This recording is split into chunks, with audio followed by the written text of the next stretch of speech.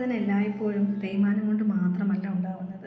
നട്ടെല്ല് സംബന്ധമായ ബുദ്ധിമുട്ടുകളുള്ളപ്പോഴും യൂട്രസ് സംബന്ധമായ ബുദ്ധിമുട്ടുകളിലും മുട്ടുവേദന ഉണ്ടാവാറുണ്ട്. മുട്ടുവേദന ഉണ്ടാകുന്ന സന്ദർഭങ്ങളിൽ എപ്പോഴാണ് പെയിൻ അധികമായിട്ട് തോന്നുന്നതെന്ന് ശ്രദ്ധിക്കണം.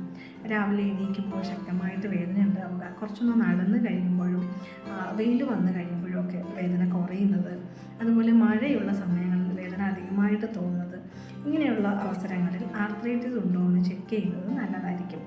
ആമവാദം, സന്ധിവാദം ഇങ്ങനെയുള്ള രോഗാവസ്ഥകളിൽ രാവിലെയൊക്കെ അധികമായിട്ട് വേദന അനുഭവപ്പെടാറുണ്ട്. ഇങ്ങനെയുള്ള വേദനകളിൽ നമുക്ക് തൽക്കാലം ചെയ്യാൻ പറ്റുന്ന കുറച്ച് ഹോം റെമഡീസ് ഉണ്ട്.